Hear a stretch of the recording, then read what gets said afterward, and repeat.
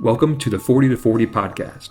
Join me, your host John Weiser, as I explore life 40 degrees south of the equator.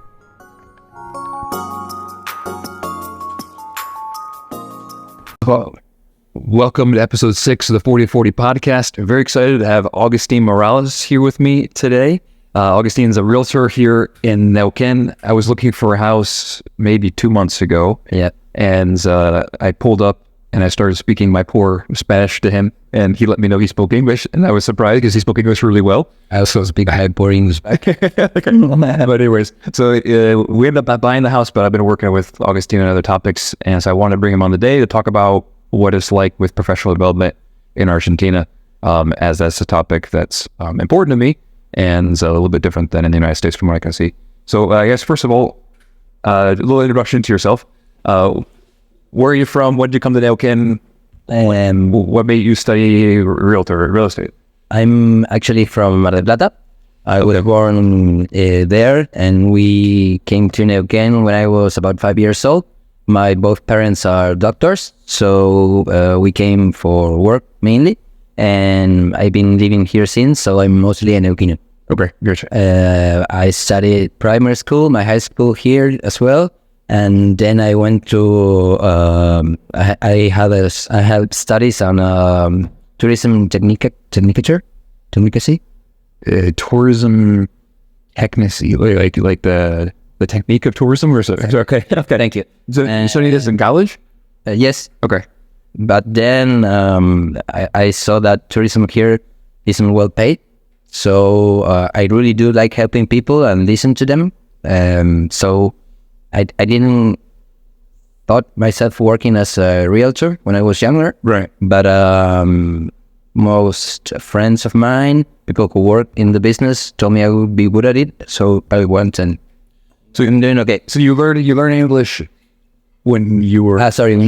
When I was younger. Yeah. My both parents think that learning another language it's a tool for the future, and I'm aware of that. So I started studying English when I was like 8 years old. Okay. I went all my primary school, and then went to Cultural Inglesa in Neuquén. Right. So you would go to your school during the day in Spanish. I went an hour a day away in English. Yep. Gotcha. And then when I was in high school, I took my first certificate of English test, and I did okay. So that's my study. Okay. And then you speak English, which makes sense to want to get involved in tourism. And then you decided to study tourism. Did you finish your degree in tourism? Yes. Okay. It's a short study career. Right. It's a short career. Like how long? 3 years. 3 years. Okay.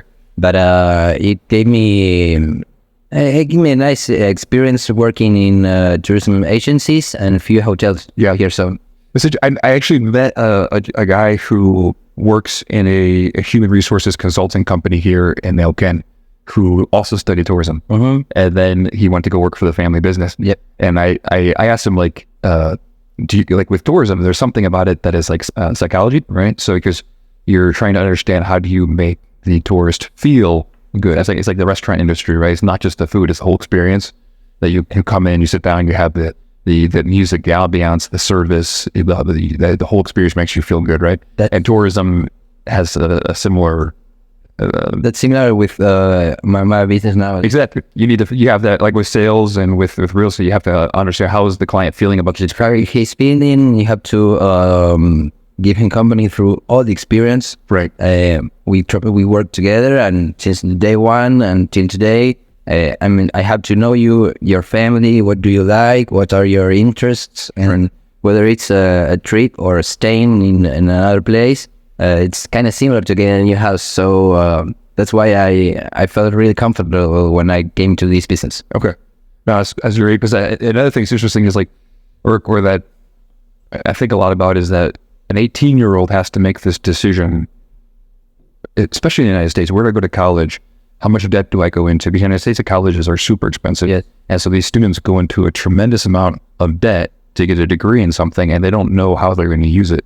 So I like that in your experience, and now degrees are cheaper, especially the public degrees here in Argentina. But in your experience, you studied something and it turned out, okay, it wasn't exactly what I was thinking, but there were still opportunities for you to use what you learned to some degree, but you pivot and try something different, right? You have to get it on your own.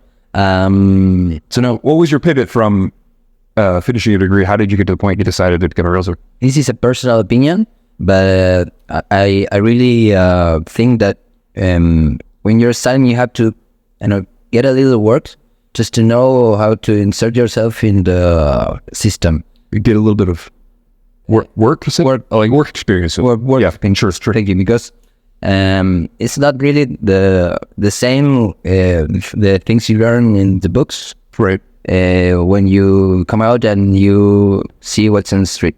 Right. It's a bit different, and you have to be prepared. When you finish your studies, most of the places you want to go to work, they also want experience, and it's kind of weird because you leave your high school when you're 17, right? And everyone wants you to be experienced and get your degree at 23. It's impossible. You have to do both, or do both. I would say one or the other. One or the other. Yeah. In my experience, I can say I started working when I was 19, 20 years old, and I started working. I went to study at the university from 9 to 2 or 3 in the afternoon, and then I had my work shift during the afternoon. So I had a bit of both. Right. And in the end, I was working more than I was studying. Right. So my path was kind of easy. And what kind of work was it related to? I worked first in a hostel in a small place, and then I worked in one of the biggest hotels here in Neuquén. That's Hotel del Comahue. Okay. You have 98 rooms there. Right. So the highly demand work was a nice experience. So you were using your English probably? Yeah. And you're also kind of using your degree because you were like a front desk. Yeah, I started working as a bellboy, and then I started working as the receptionist. Okay. Which is a pretty good job. In Argentina for a 19, 20-year-old. That's yeah, okay. And I had a lot of people coming abroad like you, so that's kind of nice to speak English with people coming from other places. Yeah. It's always nice when you put all the work into learning a language, and then it helps you to have a connection or build a relationship. Okay, so you're unique in that you had opportunity to work and study at the same time. Yeah.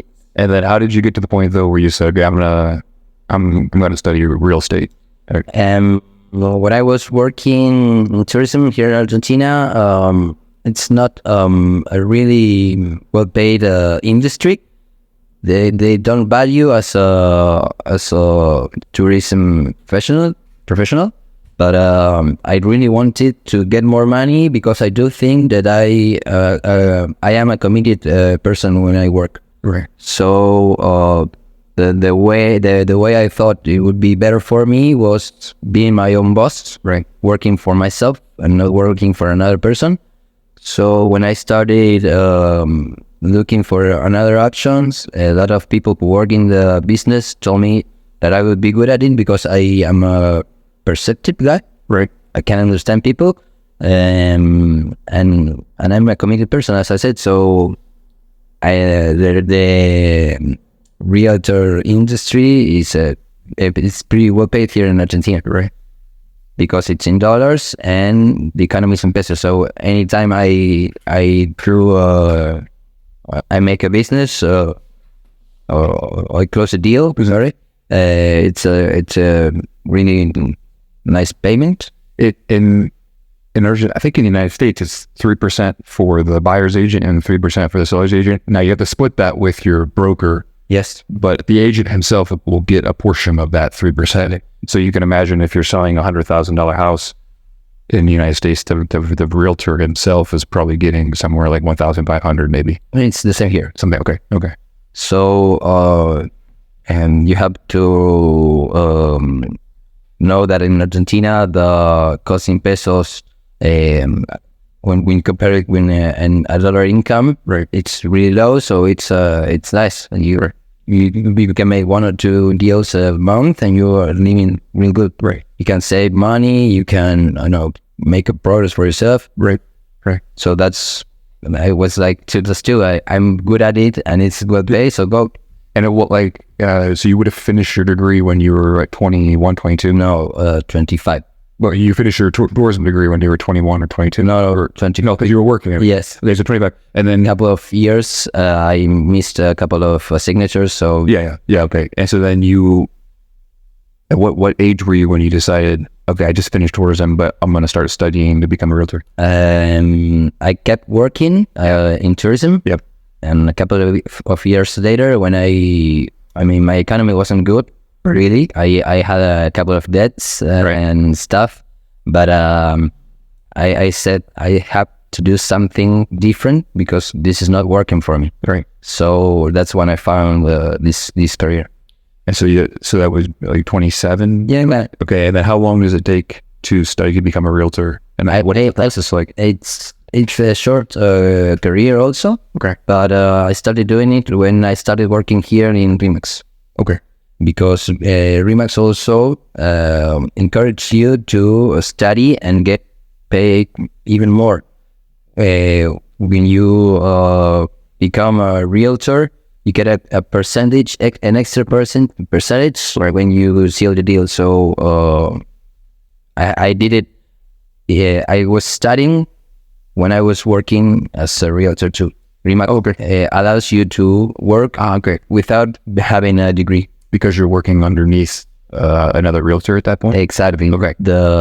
Exactly. I think. That's smart. So that way they can... My associate, is Gabriel Lopez. Exactly. He's the auctioneer. Gotcha. Yeah, sure. So that way they can basically... It's good for them because then they can get people who are less qualified, so they can get people more easily. Exactly. And the person also can work as a realtor even though they don't have a license yet. Okay. Interesting. Gotcha. Okay, and then so how many years in general would it take to become a licensed realtor? 3 years. Okay, that's good. Okay, and then you achieved that? If you become a licensed... Not yet, but yeah, you're still working. I'm still there. Gotcha. And then how is it different when you become fully licensed? You get more money and you can open your own office. Gotcha. You can do it on your own. I cannot be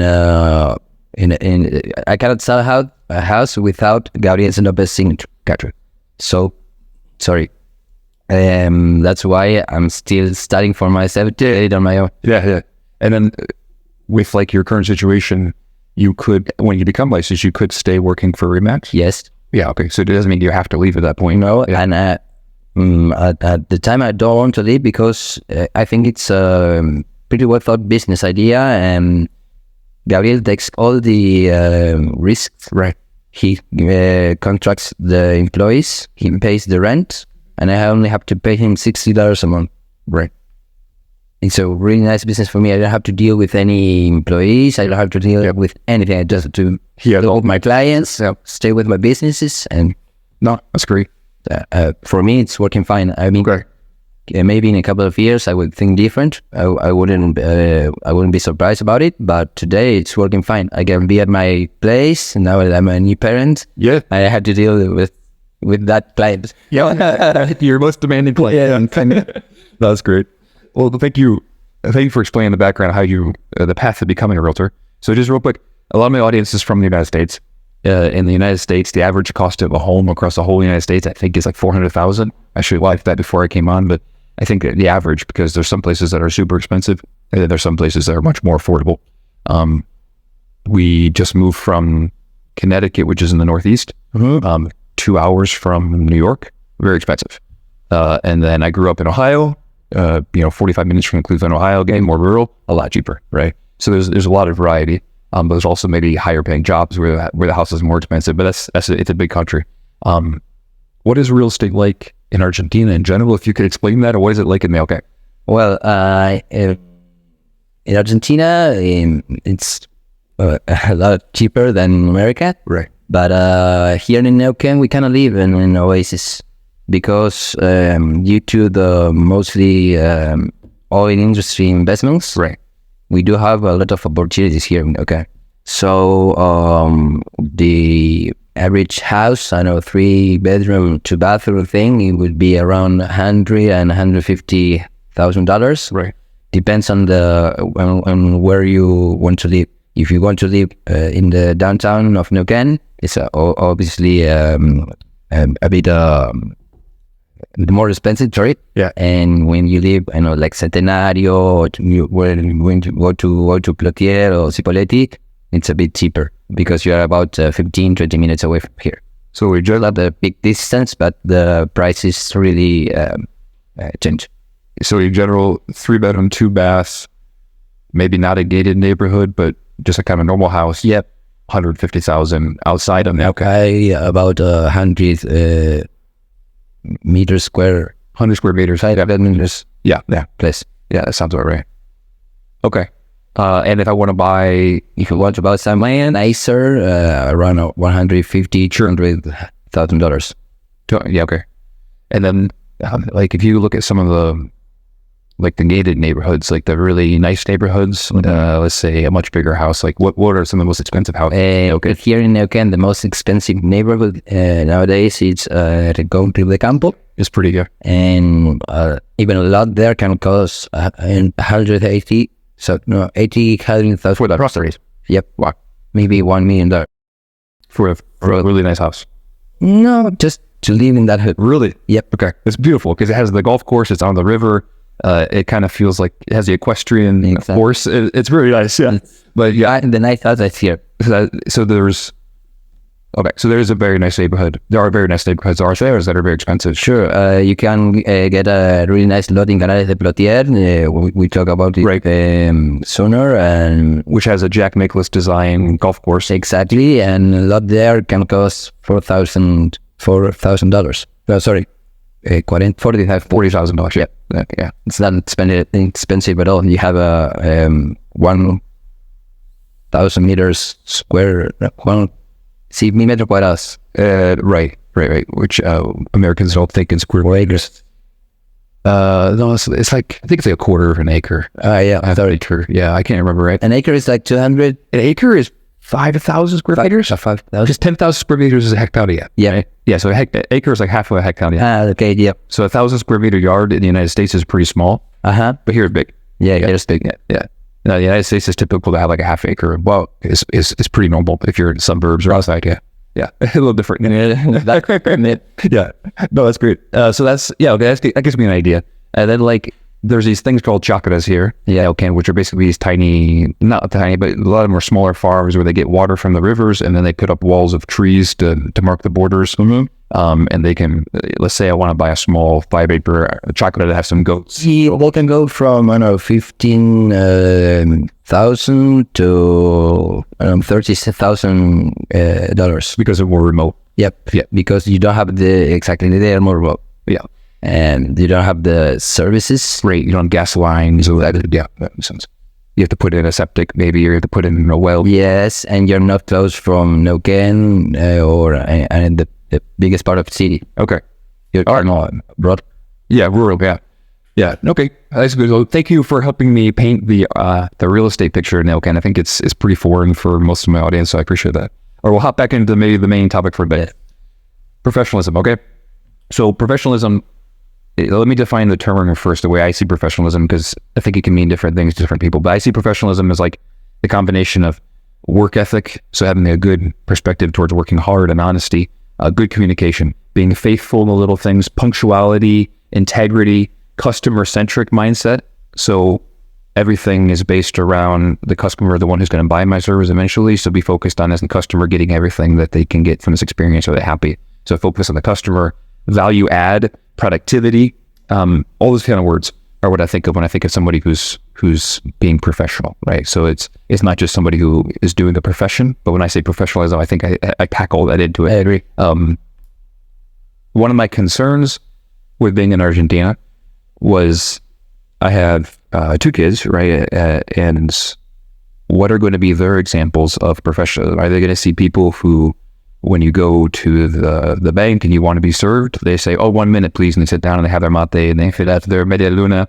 And 15 minutes later, they come and they serve you. Or somebody who says, I'll be with you in a second. And they drop what they're doing and they go and they serve you because it's their job to serve you as a client, right? So are my kids going to see good or bad examples of professionalism, and how would that affect that, right? So that's something I think about as I develop my kids, not just education, but everything, right? Just for my personal experience, I had this gentleman named Mr. Schultz when I was growing up. So we had a church that I would go to and a school. They were connected, and we would clean it on Saturdays. So when I was 14, actually, I was, because you can do legally good work at 14. I would come in on Saturdays at 6 a.m. and work with Mr. Scholes until 1 p.m. Every Saturday. And so he taught me a lot. I remember the very first time I mopped the floor. I didn't really know how to mop the floor. And I was kind of walking around looking for sticky spots, and I would scrub it, and then I'd be like, I don't know, I think it's good enough. And then I would laugh, and I want to go something else. And he came and he found me. He's like, nope, unacceptable. And he's like, no, look at this, look at this. And it was great, because you can't learn something unless you have somebody who's willing to come and tell you that you did it wrong and teach you. And no, I appreciate that. I learned from him about just being so faithful. Like, just every day he came, he was faithful. He did his job, right? And so that was somebody. Of course, I learned from my father, but that was somebody who was an example that I could learn from as well, right? So I would want my son to have people that he doesn't have to learn everything from me, but he have somebody who could work with, who can be a good example. And that's where I'm coming from. Like in Argentina, for example, we were just talking before the show. We were working, I'll make it vague. We were working with somebody where we emailed them and we said, hey, do we need to do anything? And they didn't respond. And then 2 months later, we found out that we had a debt with them. And so we emailed them back and said, hey, what's going on? We have this debt. And the person goes, yeah, and you have interest as well. And we're like, can you remove the interest because you didn't do your job? And they're like, oh, I don't understand. No, what? Like, it is just like, there's nothing they can do. What do you say in Spanish? Cara dura? Sí, cara dura. Just like, no, I don't know. Like, sorry, I can't do anything. It's like, okay, whatever. So like, there's frustrations like that in Argentina, but also examples of good examples. So I wanted to ask you, as somebody who grew up in this culture, someone who, when I had my interactions with you, I thought was like good communication. You had desire to drive the sale. You wanted to get your commission, right? I could see that you wanted to make sure that my wife and I were having a good experience. So how is it that Argentina is producing all these different types of professionals? What was your personal development to get you with your view toward? First, I appreciate the comment. Yeah. I agree with you that you have to think to bring service. To be, to brindar servicio. Brindar, like to provide, sure. To provide a fine experience, right. Fine service, I had said. Yeah. To give a good service, good customer experience. Yes, thank you. And I think I learned it from mainly two people I work with here in Neuquén. Right. At least in my company, Gastón Martinez is the number one realtor here in Neuquén, Argentina and Uruguay. He works here in Remax. Cool. And he always says something I really took for myself, that it's whether you sell or not, I want to provide you a customer service, and you have to, whenever you leave this office, you have to say, wow, that's nice working with our team. Right. That's the main goal for me. Right. If I get my commission or not by selling, so it's okay. I would like to John have a nice, experience working from it. Yeah. So whenever I can say, whenever I need to call you and say, John, I really need to sell something. I really need for you to get in touch with someone for me. You won't have a doubt. You will say yes. Alpine was good for me, was good for my family, was thinking of all the things I have in my mind. Right. That's the main thing you have to, I know, that's the way I think it for myself, because sometimes, but most of the times you have to think through I have to think through yours. That's right.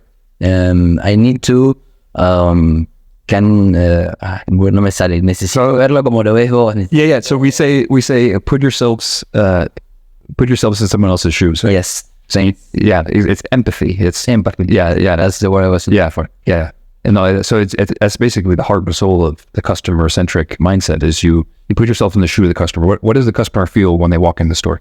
Do they feel that someone approaches them and says, "Hey, how can I help you?" Or do they feel like they're lost? Right from the very minute that you interact with somebody. Early creating when I go to a restaurant or something, when I sit myself and I know if mozo, The server. the server looks at me and says, as you said, I'll be there with you in a second, or it just says el boludo, like we say here. Yeah, I'm always aware of that things. So when I provide service, I need to be empathic. Yeah, empathetic. Sorry. And I think maybe it's cultural too, because here in Argentina, a lot of people don't have maybe the whenever you took el reto, or the people, the Mr. Schultz, said you didn't do a good job. Right. Here in Argentina, most of the people won't think it as an option to be better. Right. But they it as they are getting criticized, or they don't take it nice. Understood. Yeah, that's a tough one to learn how to accept criticism. But it's like you said, like if someone comes up to you and says, "Hey, that's really not acceptable. That this is what I would call a bad job. This is how you do a good job. Please do a good job." Right? You can get frustrated with that, or you can say thank you, because now you know how to do it. Now you know what the rules are. You know how to achieve the standard. Right? But yeah, it's a mindset. That's the mindset we have to change here in our country. We do have a lot of people who do good. I just don't want to be malinterpretado, misunderstood. But Misunderstood. In general, you will get more bad experiences than good ones. Right. No, that's fair. And I think, like you said, like it's a general statement, but there's obviously examples on both sides, right? Okay, so I think the other question I wanted to ask you in this topic was, what was your transition from your whole life? Your parents are telling you go to school, learn English, get good grades. Okay, tourism. You want to do tourism, get good grades. So you everything's preparing you. You're consuming resources, right? You're consuming education, money, all this stuff, to the point that you now have to go do a productive service for society and give back. Now you have to be the one who's earning money and producing, right, and selling houses and giving a service to people. What was that transition like for you? What helped you in that transition? I guess you already told me a little about how you started working and studying, but kind of if you could just explain that again. What was your transition from becoming a student to becoming a professional? First, I need to be economically independent. Sure.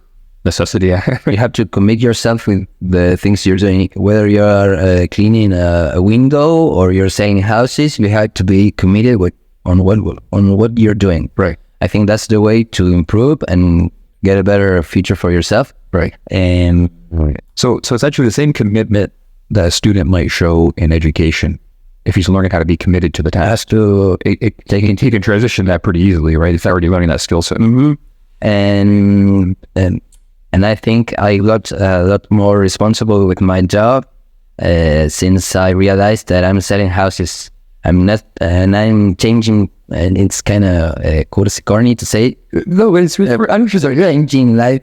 Yeah, from people who work with me, because we didn't get your house, the one we with my family. But if we did, you would probably remember me for the rest of your life, because that was your first house you bought here in Neuquén with your 2 sons, with your wife. So you have to be really consciente, aware. Yep, conscious, aware of what you're doing. Right. That's really important. Yeah. At least in our industry. Yeah. Okay. No, that's helpful. So one question I skipped that I think was important, we'll go back to this a little bit. You were saying how it's a really big deal to buy a house, right? Mm-hmm. And when we were talking about real estate, can you just explain quickly when it's a really big deal to buy a house? Why is it difficult to buy a house here? What is it difficult to buy someone's first house? Can you kind of paint that picture? Difficult even to buy a lot here in Argentina. Yeah, okay.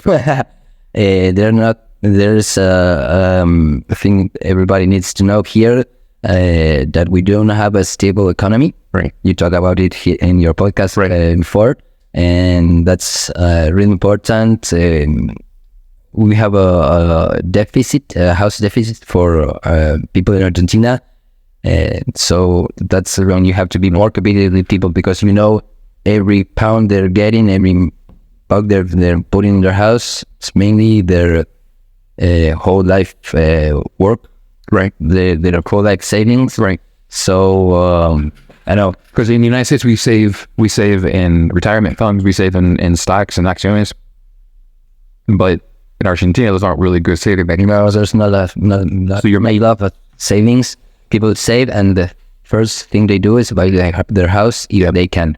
Sure. And there's a number you need to know that I think 5% of the whole Argentinians can buy their houses. Right. So that's pretty low. Right. That's pretty sad too. Right. So that's cool that in where you've gone with your profession, you have the opportunity to your place in society, your place where you're being productive is in helping people close the transaction to put their life savings into a property that they're going to hopefully enjoy. It's a big deal. It's really a good way to help people, right? And so it's cool that it's something that you can take seriously and take a sense of thankfulness and pride from it, right? Yep. Yeah. I think that's the main thing you have to know when you work at this industry. Right, Frank. Yeah, a couple more questions. So, you also have a newborn son. Congratulations. That's awesome. As you're looking at like where your son will be in 18 years, right? If you have someone in Argentina, 18-year-old in Argentina who just finished high school, they did a good job. Now they have to say, do I go to college? Do I become a professional? What do I study? Should I go to private or public school? What will be my place in society? How will I be a productive member of society? What am I going to need to do to earn money, but also to do something, right? What is that situation like for an 18-year-old from your perspective? I think it would be different 18 years from now. Sure. But I would recommend an 18-year-old now or my 18-year-old Felipe from the future. I would both people say the same. That's you have to learn financials. You told me before for yourself, financial education, and I think you have to know. And I think this is important to know self-awareness, education as well. I mean, you have to really know that the main resource you have is yourself. So you have to administer your emotions. You have to know when you're at a good, una buena racha. I don't know if I know that word. Racha. I mean, we have when we're doing okay, you have to know that's not going to be forever. And when you're doing not okay, you have to know that's not going to be forever. So you have to stay calm. You have to educate yourself for that instance, because here in Argentina, it's difficult. You can do your best and still get what you really deserve. Either whether you study economics, study for being a doctor, for being anything, right. You don't have your future asegurado. It's not guaranteed. It's not guaranteed. It's not secured. So you have to be prepared for that. Right. I would, if you want me to say, what would you study as a degree? I would recommend financials. I would recommend technology. Right. Any of that. But some of the things you mentioned are not necessarily degrees. It's just like, it's preparing the mindset to say, what is the value of $1? How do I earn $1? What's my perspective toward money? How do I handle money? What are my own strengths and weaknesses? Like, many people are not very self-aware. They don't know their own strengths. Exactly. I think it's really important. Yeah. At least in this country. Yeah. No, I understand that. Okay.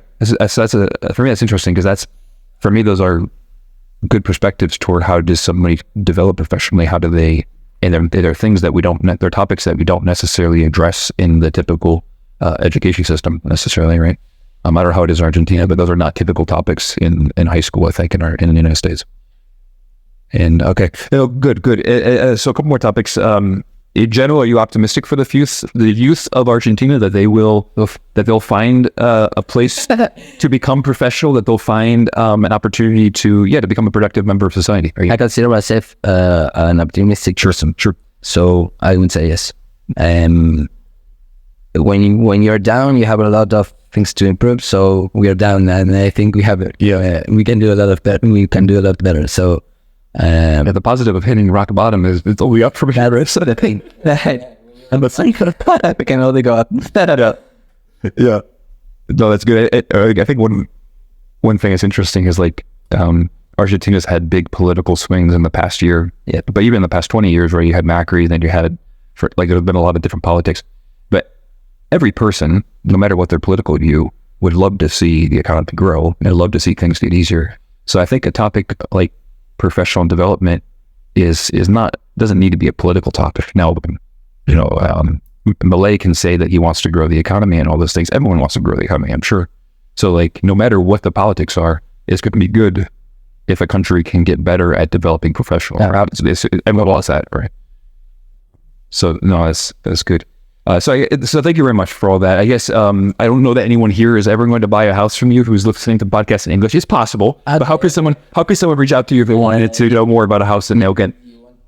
Reach me out. You can go to Brown 80 Broad Street, where is the Remax office. Okay, we can have the address of your office. Yeah. You can contact me on my social net. Yeah, social media. Social media. Thank you.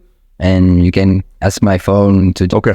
Yeah, that's right. Okay. Yeah. So anyone who wants to buy a house, use Agus.